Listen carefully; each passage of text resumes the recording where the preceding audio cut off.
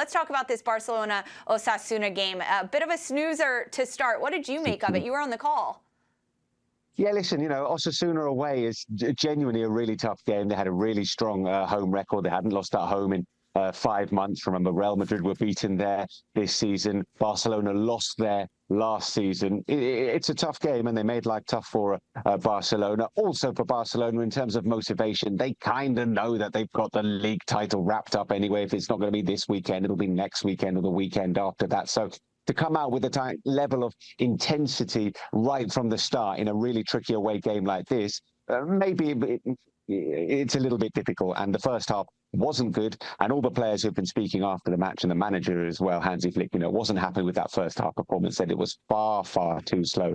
And in the second half, they were better. And then Hansi Flick made some changes, brought on players that really made a difference. Marcus Rashford provided the assist for the first goal. Ferran Torres scored the second goal. And they've just about wrapped it up. And the scenes at full time, they were celebrating because they were celebrating as if they'd won the league title. They haven't, although they will be champions if Real Madrid don't win tomorrow. The bad news is that they're playing Espanyol, who have been the worst team in La Liga in 2026. They haven't won. They haven't won all year. So if Real Madrid can't beat them, then they won't be able to beat anyone. But yeah, ultimately a really sort of professional performance from Barcelona, particularly after the second half, where they just stepped up a gear. And we've kind of seen that in the last few weeks as well. They've been getting the job done. 2-0 against Getafe last week away from home was a really strong result. They had a 1-0 win against Celta Vigo at home, which wasn't sparkling, but they got over the line. When they haven't been able to win games playing sparkling football, they have found a way to get the 3 points. And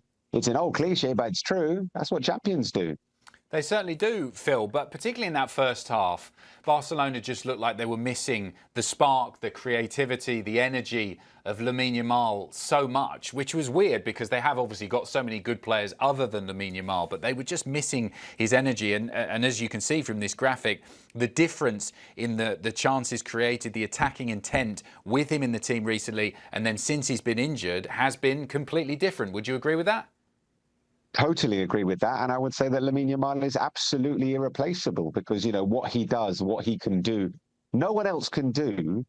And he just has this level of unpredictability as well. The kind of terror he sparks in defenses because nobody really knows what he's going to do. He's got that ability, that skill set to do brilliant things, but also to control matches. And when matches aren't going well, to say, you know what, give me the ball. I'll take it from here. I'll try and get us back into this game. So he's become a leader and they've missed him. He's got the spark. He can do things that no one else can do in this side. So obviously they're going to miss him on one flank and Rafinha on the other flank as well. Remember, they're missing their two most incisive and exciting players. So obviously the drop off in quality is going to be relatively high. The players who played there today, Rooney Bardghji on the right and Fermin Lopez on the left. Fermin is a terrific player, but he's not an out-and-out winger, and he's not like for Rafinha. And Rooney Bardghji is a competent, exciting young player, but he is not Lamine Yamal. And on that right-hand side, usually it's Jules Koundé and Lamine Yamal.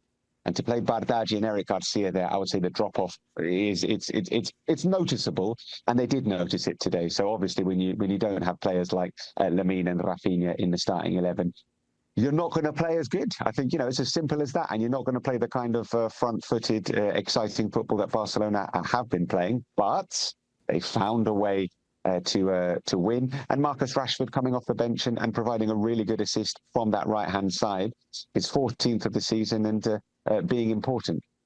It was good bench play by this Barcelona team. You mentioned Marcus Rashford, also Ferran Torres coming off the bench and scoring the game-winning goal.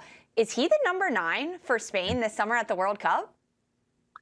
He is not the starting number 9 for Spain at this World Cup this summer, because that's going to be Mikel Oyarzabal. I think he's also in tremendous form, and the national team coach Luis de la Fuente trusts him. I think he is first choice. We've seen him score in Euro 2024 finals. He seemed to score in every final. He's a big game player and he's in form. But Ferran Torres is a decent backup option. He is a good option from the bench. And he's also got a really good scoring record for the national team as well. I think Ferran's got 23 goals in 55 games for Spain, which is impressive. I mean, those are a lot of goals for the Spanish national team. So he will certainly be plan B, I think, for Spain at the World Cup. He doesn't start. He's had fits and spurts and been hot and cold this season. He's been really good, and then he went a long, long time without scoring. I am still not overly convinced he is the high-level elite number 9 to lead the line for Barcelona and also the Spanish national team. But as a backup player, as a B-team player, as an impact player, as a squad player to rotate, I think he can be very, very useful. But to lead the line at the World Cup for Spain, I think that's definitely going to be Mikel Oyarzabal. Phil, he got the second goal. Robert Lewandowski got things going with the first goal. It's been a bit of a weird season for him. He has still scored some important goals in stages. What grade would you give him for the season, and what do you think the summer holds for him? Do Barcelona try and keep hold of him, or do they let him go?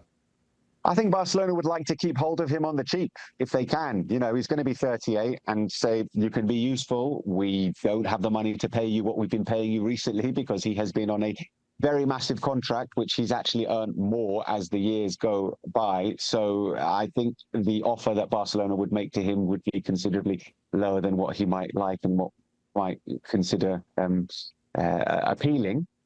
I don't think he's going to stay. I think he will probably go, but we'll see. And this season, you know, he's chipped in, but there has been a big drop-off in terms of his productivity in front of goal. A big drop-off, but he's at the tail end of his career. I think he's had a massive impact on Barcelona, and, you know, he's played a big role in 2 league titles, the last 2 league titles. You know, he's going to leave Barcelona with a whole load of trophies and a status as a really, really important centre forward in their history.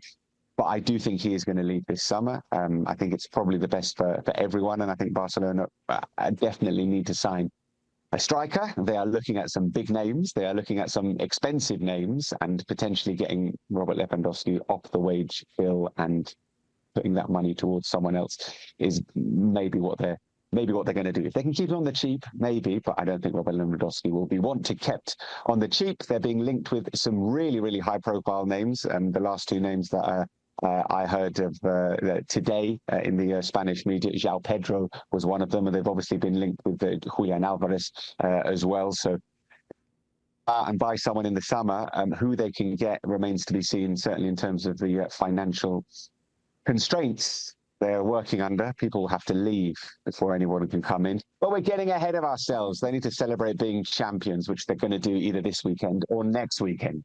No, Phil, we like getting ahead of ourselves. We like thinking big picture, far into the future, and what can change. And a lot of what happens this summer at the club is going to hinge on how they can win Champions League. So what is the next step for Barcelona when you look big picture at this team in order to lift a Champions League trophy? Yeah, it's funny talking about a team that's going to be champions, you know, back-to-back champions, first time in since 2019, their 7th league title in the last 11.